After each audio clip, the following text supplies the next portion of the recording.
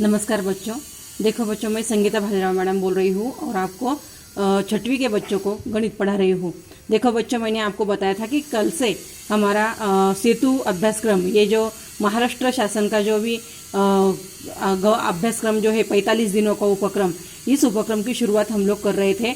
कल उसमें पहला दिन हो गया था और पहले दिन का जो भी वर्कशीट है यानी स्वाध्याय जो है वो मैंने आपको कापी में हल करने के लिए बोला था। उसके लिए मैंने आपको कापी बनाने के लिए कहा है और वह कापी में हल करके आप लोगों को जिस दिन कापी स्कूल में मंगवाई जाएगी उस दिन आप लोगों को उसी डेट के अनुसार आप लोगों को स्कूल में लाने का है। और इसी तरह हम लोग अभी अगले 45 दिनों तक हर दिन एक एक वीडियो दिखाकर आप लोगों को ये वर्कशीट जो है वो देने वाले हैं और वो आप लोगों को कापी में हल करना है। देखो, कल के दिन हम लोगों ने रोमन संख्या चिन्ह इनके बारे में जानकारी ली थी और उसका अध्ययन भी किया था। अभी आज हम लोग देखने वाले हैं संख्या ज्ञान। इसमें आज हम लोग देखेंगे कि आप लोगों ने 0 से 7 तक के अंक जो है 10 अंक, इनको किस तरह से लिखा जाता है। तो उसमें 2 अंक वाली संख्या, 3 अंक वाली संख्या, 4 अंक वाली संख्या, 5 अंक वाली संख्या, 6 अंक वाली संख्या, इनका आप लोगों ने अध्ययन किया है। इन 6 अंक वाली संख्या कैसे लिखी जाती है और पढ़ी जाती है, इसका उपयोग भी आप लोगों ने किया है। अभी आज हम लोग 7 अंक वाली संख्या जो है इनका अक्षरों में लेखन और अंकों में लेखन किस तरह से किया जाता है, यह हम लोग इस वीडियो के द्वारा देखने वाले हैं। तो देखो, यहाँ पर आप लोगों को एक वर्कशीट जो है वो मैं दिखाने वाली हूँ जो आप लोगों को अपने कापी में हल करनी है। अभी देखो, इस वर्कशीट में देखो जैसा मैंने यहाँ पर लिखा है, राज्य शैक्षणिक संशोधन व प्रशिक्षण परिषद महाराष्ट्र गणित सेतु अभ्यासक्रम स्वाध्याय क्रमांक 2 कक्षा 6वीं दिन दूसरा।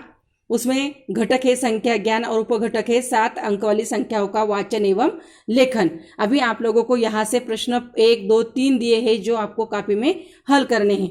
उसमें प्रश्न पहला दिया है रिक्त चौखटे भरो। उसमें अनुक्रम नंबर, अंतर्राष्ट्रीय संख्यांक और उन संख्याओं का अक्षरों में लेखन करना है। जैसे कि पहली संख्या दी है 32,19,876, उसको लिख कर दिखाया है आपको 32,19,876। दूसरा, यहाँ पर आपको चौखट भरनी है और अक्षरों में लिखा है 65,723। तीसरा है 5 लाख, ये संख्या अंकों में लिखी है जिसको आपको अक्षरों में लिखना है। उसके बाद यहाँ पर रिक्त स्थान छोड़ा है 19,07,000, ये अक्षरों में लिखा है जिसको आपको अंकों में लिखना है। और 5वां है 86,37,954, तो ये संख्या आपको अक्षरों में लिखनी है। दूसरा प्रश्न है नीचे दिए गए फूलों में से अंक एक ही बार उपयोग में लाकर 7 अंक वाली ज़्यादा से ज़्यादा संख्या बनाइए। अभी देखो, यहाँ पर फूलों के चित्र बनाए हैं जिसमें 1, 4, 5, 6, 3, 2, 7 अंक दिए हैं। इनमें से आप लोगों को ज़्यादा से ज़्यादा 7 अंक वाली संख्या बनाने की है और यहाँ पर मैंने 15 अंक लिखे हैं, तो आप लोग उससे भी ज़्यादा संख्या बना सकते हैं। प्रश्न तीसरा दिया है दिए गए गुब्बारे के चित्र के अंकों का उपयोग करके प्रश्नों के उत्तर लिखो। यहाँ पर एक गुब्बारे का चित्र बनाया है। इस चित्र में देखो 0 से लेकर 9 तक सभी अंक यानी 10 अंक दिए हैं। इन सभी अंकों का उपयोग करके आप लोगों को 7 अंक वाली सबसे बड़ी संख्या, प्रश्न पहला दिया है, देखो उसमें दिए गए गुब्बारे के अंकों का केवल एक ही बार उपयोग करके 7 अंक वाली सबसे बड़ी और सबसे छोटी संख्या बनानी है। देखो, 7 अंक वाली संख्या बनाने की है और हर एक अंक जो है केवल एक ही बार उपयोग में लाने का है और उससे आपको 7 अंक वाली संख्या बनाने की है। उसमें 7 अंक वाली सबसे बड़ी संख्या भी बनानी है और 7 अंक वाली सबसे छोटी संख्या भी बनानी है।